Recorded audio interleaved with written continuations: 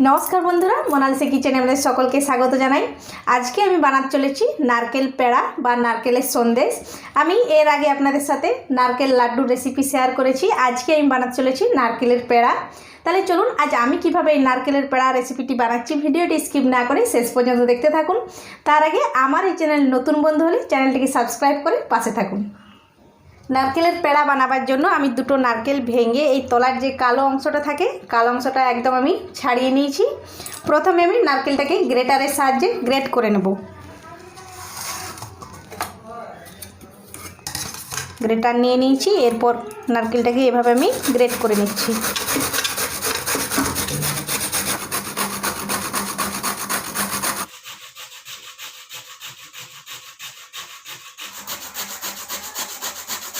सब नारकेलटा आमी कुड़े निয়েছি। एरपर এই কোড়া নারকেলটাকে আমি ব্লেন্ডারে দিয়ে ব্লেন্ড করে নেব। অল্প ব্লেন্ডের জারের মধ্যে নিয়ে নিচ্ছি।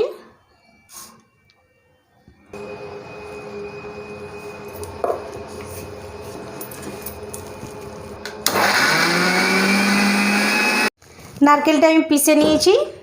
দেখুন ঠিক এই মতো পিষে নিয়েছি। খুব বেশি মোটাও না আর খুব বেশি মিহিও না।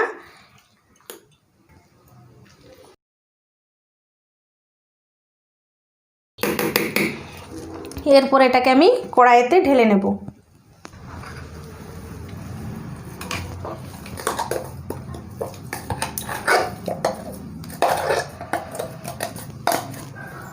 এর সাথে আমি দিয়ে দিচ্ছি দুধ কিছুটা।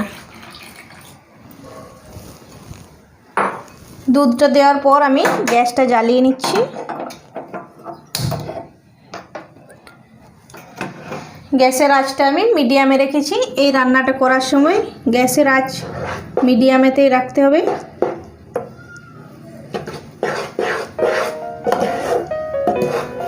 নারকেল আর দুধটাকে খুব ভালোভাবে মিক্স করে নিচ্ছি।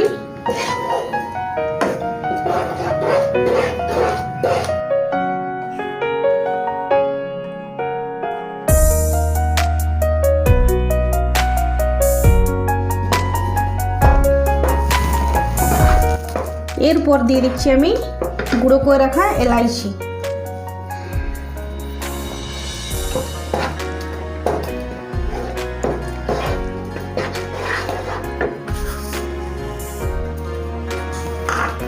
এলাইচিটাকে খুব ভালোভাবে মিক্স করে নিচ্ছি।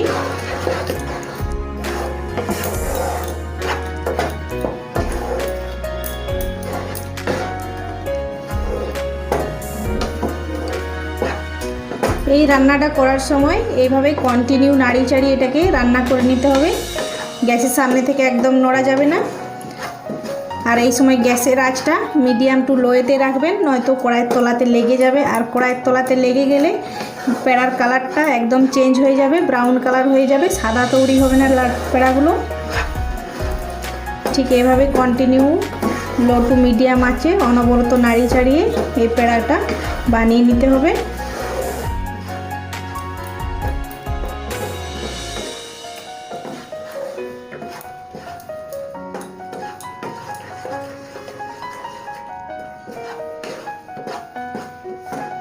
এভাবে কন্টিনিউ নাড়ি চাড়িয়ে রান্না করলে পেড়ার কালারটা একদম সাদা ধপধপে হবে।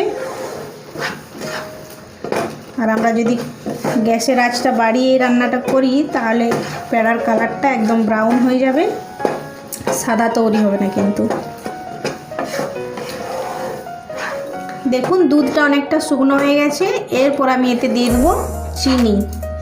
তো আপনারা যেমন চিনি মিষ্টি খেতে পছন্দ করেন সেই মতো চিনি নেবেন। আমি এখানে 300 গ্রাম চিনি নিয়েছি আর এই কোড়া নারকেলটার ওজন রয়েছে আমার 600 গ্রাম। এরপর আমি দিয়ে দিচ্ছি চিনি। সব চিনিটা আমি একবারে দিচ্ছি না, কিছুটা দিয়েছি। এরপর এটাকে খুব ভালোভাবে মিক্স করে নিচ্ছি। প্রথমে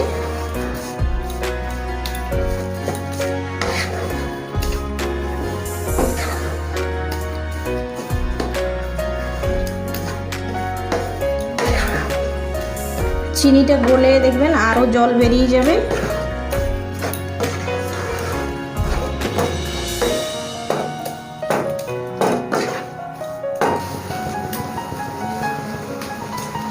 এরপর আমি বাকি চিনিটাও দিয়ে দিচ্ছি একেবারে।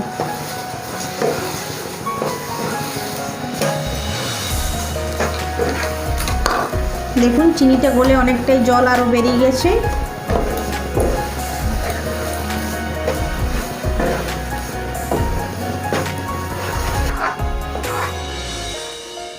দেখুন নারকেলের পুরটা অনেকটা শুকনো হয়ে গেছে।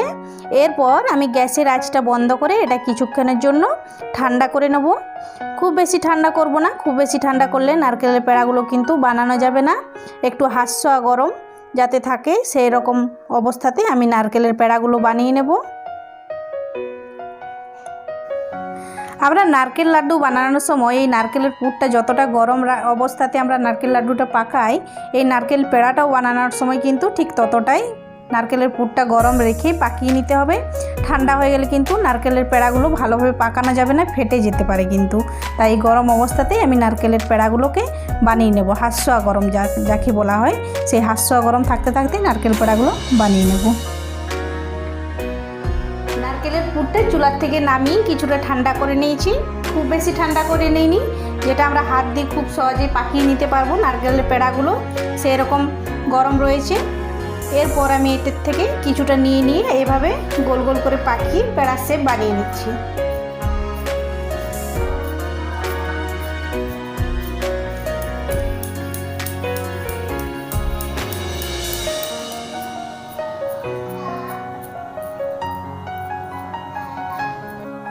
এভাবে গোল করে চ্যাপটা করে এইভাবে আমি বানিয়ে নিচ্ছি সবগুলো। এভাবে প্লেনও বানাতে পারেন, আর যদি আপনাদের পেড়া ছাঁচ থাকে তাহলে সেই ছাঁচ দিয়েও বানাতে পারেন, খুব সুন্দর হবে।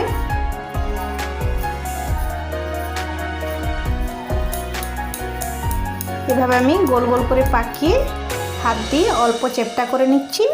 তারপর এই সাইডগুলোকে এভাবে ঘুরিয়ে হ্যাঁ দেখুন খুব সুন্দর নারকেলের পেড়া তৈরি হয়ে যাচ্ছে। ঠিক একইভাবে আমি সবগুলোই বানিয়ে নেব।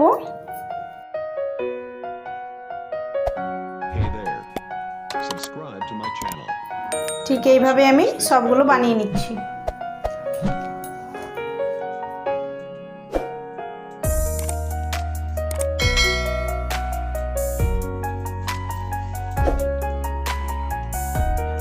বন্ধুরা সব পেড়াগুলো আমি পাকিয়ে নিয়েছি, আর এর ওপরে আমি কয়েকটা কিশমিশ দিয়ে দিয়েছি। আপনারা যে কোনো ড্রাই ফ্রুট দিয়ে পেড়াগুলোকে সাজিয়ে নিতে পারেন।